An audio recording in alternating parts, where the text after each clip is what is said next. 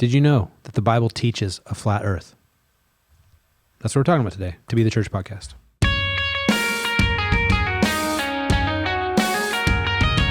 Welcome to the To Be the Church podcast, where we'll explore what it looks like to truly be the church in today's culture. I'm Tyler. Andrew's here. Ben is not. How you doing, buddy? Good. Doing well, dude. Yeah, ready to do a little To Be the Church podcasting without Ben. Really sad that Ben's not here, but, he's not. We'll get by. A big news week, and we got a question around some news. It says, "Hi, team. I've had this question asked of me several times this last week and thought it might be a good topic for the podcast. John Piper addressed this as well. Will we see the Queen in heaven?" Oh, I was like, big news week. What was the thing? But, the Queen Elizabeth. Will we see her in heaven? And the bigger question here, and they link an article, can a devout Roman Catholic be genuinely born again? She was a Roman Catholic? She wasn't an Anglican? Fake news. The Queen was an Anglican, wasn't she? She was a Roman Catholic? I'm Googling There's it right no way now. she was a Roman Catholic. Was she a Roman Catholic? Contrary to popular belief, the royal family is not Catholic. We repeat, they are not Catholic. The royals are, in fact, the head of the Church of England, which is a Protestant Anglican church. Sorry. Yeah, I'm not up on the Royals, but I mean the baseball team or the, royal family. But that seemed like kind of an obvious one to me. So will we see her in heaven? I don't know what Piper said on this, but I doubt he was like yes or no. I mean, because it's not... I don't know. I don't know if we'll see her in heaven. I probably, but maybe not. That's sort of a God thing, God decision. So like, are there some Anglicans that are Christians? Yeah, a lot of them. So are there some people of other denominations that aren't Christians? Certainly. So who knows? Yeah, but that's not a question we really have the capability to answer. Yeah. Well, thanks for joining us today. Will we see the Queen in heaven? All right, so we'll do another question here. We had an episode a couple weeks ago, How to Spot a Deconstructionist, and we got a follow-up question on YouTube. If you remember, we were talking about just be wary of teachings that are new in Christian. Less than 100 years old. Just new in Christian thought. And so think about that. And so someone on YouTube named Nutty Squirrel said, "Great topic, question please. Has the church believed anything in the last 2,000 years that science has since proven to be wrong?" Yeah. That science has since proven to be wrong. Well, I guess it depends on what you're looking at there. The intersection of faith and science, huh?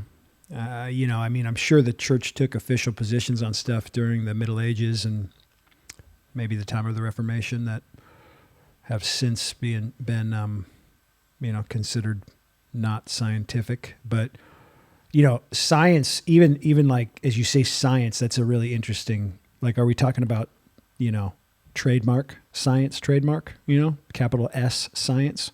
Science is based on human observation, and there's this hilarious idea in our culture today that like there's the science, that there's like a certain level of scientific fact that is like finished, and completely solidified. And certainly there are things that are, science in its observations has made some really good discoveries and everything about that. But like the idea, so like the question was actually there. Has there been anything the church has believed in the last 2 that science has since disproved, that like human observation has since disproved? Were there things probably held onto by the church, by thinkers of certain periods of time who were Christians, that like this is settled thought, and then we look back on those things and go, yeah, that was kind of ignorant scientifically. Sure, probably. I don't have examples off the top of my head, but like, I think science. I don't know. I just smirk when I hear like that science is disproven, because it's like my daughter right now. She's in a class, freshman year in high school, and she's at a Christian school, and she she's in this science class, biology class or something, and they had to take three or four different theories on creation and evolution and kind of like create a debate within the class. And so they like had to take different positions and then debate those. And so whether or not they believed that position or whatever, they're all just learning, you know. So it was like she had to go through and give arguments for or against several different positions. So she was asking me about Genesis 1 and about different creation evolution theories and kind of walking through all of that. And so we were having a discussion about science and faith or science in the Bible. And there are certain people, so even today, that have taken areas of Scripture and made scientific claims about things based on that Scripture. Sometimes those Scriptures are out of context. Sometimes that's not what that Scripture is either saying, or that's not what that Scripture intended to say. But like, there's going to be, everybody is going to have an ultimate authority in their life that they say, okay, my ultimate authority is going to be this or this expert or this scientific claim or whatever. For the Christian, our ultimate authority is the revelation of Scripture, right? And so, you know, there's often this kind of false dichotomy created there where it's like the Scripture's claiming all these things, but then science is proving or disproving them. And it's like, when you get into these deals, there's a lot of Scriptures taken out of context. There's a lot of even maybe historic beliefs that have been wrongly asserted from certain Scriptures about basic, you know, scientific things. But yeah, I don't know. I'm just super rambling. Funny story. One of my kids was like, "Dad, why don't Christians believe in science?" And I was like, "What?" And I was like, "Where would you get that idea?" And no lie, they looked at me square in the eye and they go, "From Nacho Libre." Yeah. Like, you've not been baptized? No, I only believe in science. So, exactly. Yeah. You know, I didn't know if this would, if we'd get here in this episode, but let me grab something real quick. I was handed this tract, speaking of science and Christianity, and this was handed to me by someone who was at a political rally, and it was handed to him, and he handed it to me and said, "You got to talk about this on the podcast." All right, here we go. And so it says this, it says, did you know that the Bible teaches flat earth? Ooh. Okay, so I thought we could just go through this. And I'm not a scientist by any means. So this was handed to somebody that you know at a political rally recently? Yep. Okay. For the official Flat Earth and Globe discussion company or something like that. Good. A mass awakening is happening. The Bible clearly teaches the earth is flat, stationary, and immovable. It is time for God's people to learn this truth. Yes, it is. If I have told you earthly things and ye believe not, how shall ye believe if I tell you of heavenly things? Not what that's for. Keep going. Okay. So, yeah, you open it up, and I just thought it'd be fun to walk through this again. And I don't proselytize. Yeah. Do okay. it. So, here, if I show you, there we go. I show you, it's top 10 places the Bible teaches flat earth. So I'll read you these, and you can give us exegesis on this. Okay. Number 1, geocentric Earth. God says Earth is geocentric with sun, moon, and stars all locked in the firmament. Genesis 1:16-17. And God made 2 great lights, the greater light to rule the day, the lesser light to rule the night. He made the stars also, and God set them in the firmament of the heaven to give light upon the earth. Yeah, and they're saying that that means the earth is geocentric with the sun, moon, and stars locked in the firmament. I'm like, there's aspects to this. There was a dude who approached me in our lobby 4 years ago-ish, and I had noticed him because they'd been coming for like a month, and he came up to me not with that tract, but with like pictures, photographs of the earth from outer space. And he wanted to walk me through, like, he's like, "Man, you're a good Bible preacher." And, you know, and he walked me through stuff like this. Like, dude, okay, look at this verse. And then he had actual like photographs that he had printed off the internet or something that were like the angle of this. He's like, "You can tell, dude, it's flat," you know? And like, it was like trying to get me on the team. And, I don't even know what I said to the guy. I was just like, "Bless you, dude." Yeah, but then when I hear that, and then I look at Genesis 1:16 and 17, I'm like, where are they getting this? In the sense of like, I'm not on I almost said I'm not on the Earth is round team, but but like I think it is. I hope you are. I'm not on the Earth rotates around the sun team. What do you take me for? I don't care, dude. It's like not a big deal. And I think it's like, this is so dumb that what? Well, there are at least 9 other scriptures that would tell you otherwise. So let's keep. Okay, sorry. But like, again, the greater light, the lesser light, and set them in the expanse of the heavens. That does not say that it's what do they call it? A geocentric.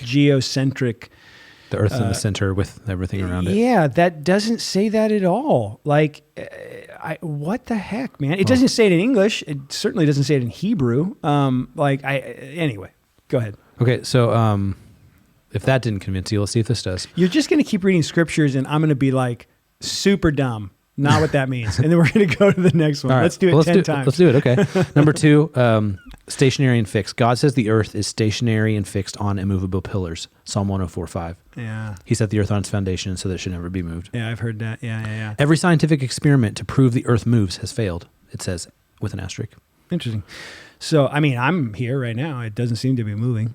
Yeah. Does the earth seem to be moving to you?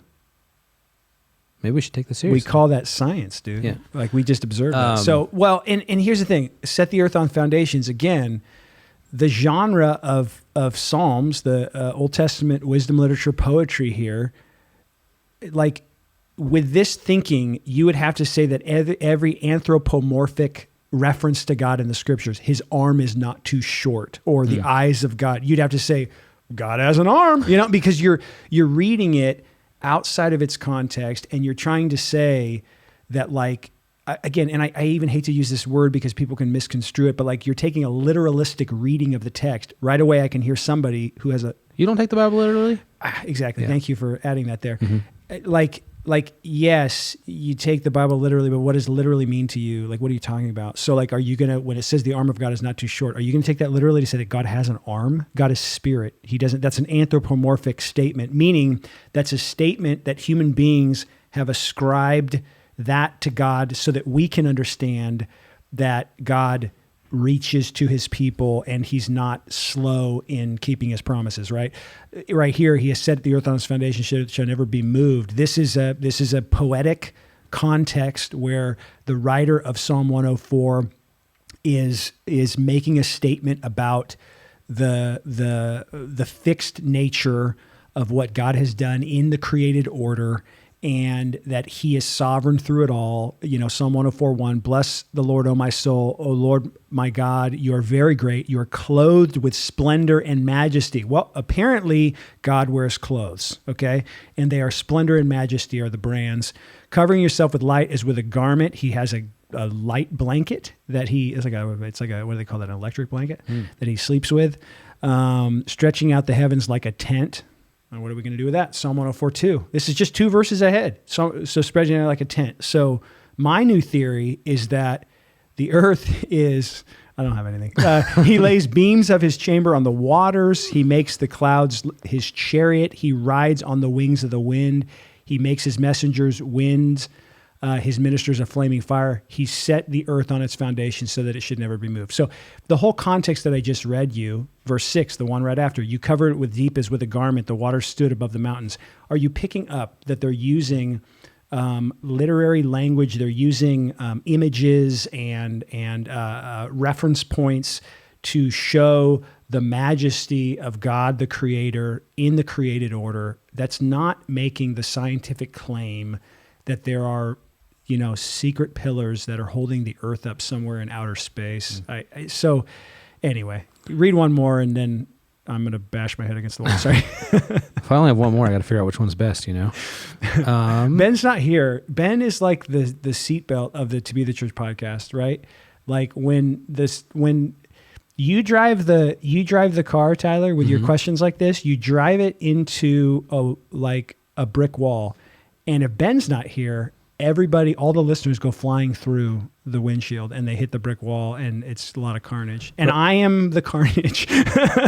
And so Ben is the seatbelt to the To Be the Church podcast. He keeps us safe. I don't know where to go here. There's so many good ones.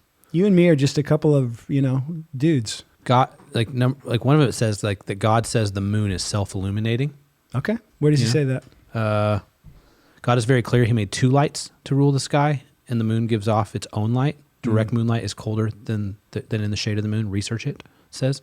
Rather than the reflection of the sun. Is that how it gets its light? Like Genesis 1:14. I mean, that could be something that like the church believed at some point. That was like, like in the 1200s before telescopes and such. And that's the thing. I don't know, man. I don't know that necessarily the church has made hard, fast claims on those kinds of things, throughout history. That's just, and so I think to think that they have, I don't.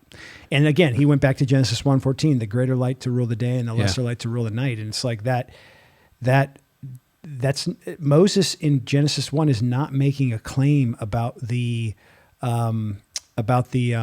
moon giving off its own light. He's not making a scientific claim here. The point is, in fact, the reason Moses used this kind of language in Genesis chapter 1, the greater light and the lesser light, he didn't name them. My Hebrew professor in undergrad taught me this. He didn't name them because the names for the sun and the moon specifically in the times of Moses were worshipped as gods. And so rather than calling them the sun and the moon and appropriating language from that period of time that would have been idolatrous in those cultures, Moses just said the greater light and the lesser light. So he was speaking in the midst of that culture to not name the sun and the moon in the way that they would have called them that back then, because he didn't want to appropriate it with the names that were worshipped by the other pagan cultures. So anyway, there's nothing in that verse that says that the moon gives off its own lights, not the claim being made. Okay, I did pick my favorite one. Okay. It's number 10. Number 10 says, you can see it right here. It says that, wrong way. It says that space is fake. Genesis 1:6, water above, water below. Why would anyone try to build a tower to heaven if the earth is flying through space? Oh. Ever thought about that from Genesis 11? Yeah. Interesting. God tells us that. I'm convinced. I mean, all of them were just nuts to this point, but now I'm super convinced. Yeah. Dude, yeah. There's a whole thing about NASA's lies. There's serpents everywhere. I don't doubt that. I don't trust NASA. But those in power love to hide their satanic agenda in plain sight. One method is through iconography, like company logos. You find it odd that the serpent or the V symbol is used in almost every space-related organization. Interesting. Okay, good to know. Satanic Math. The Earth supposedly revolves around the sun at 66,600 miles per hour. The curvature of 1 square mile is 0.666 feet. Earth's axial tilt is 23.4 degrees. That's 90 degrees minus 23.4, 66.6 degrees. Man. I mean, can you imagine? We've probably made some converts here, so you should stop before, Yeah. I don't know. I thought it was fun. I do appreciate the listener giving us that, because it was pretty evident at the beginning of this episode we had nothing to talk about. So I do appreciate that. We need stuff to talk about. So hit us up. podcast@tobeethechurch.com is the best place to ask your questions. Like today, we probably don't have answers, but we definitely got responses. And you can do that. You can also just like Nutty Squirrel did, you could put a question right in the YouTube comments and we will see that there. And until next Friday, keep being the church.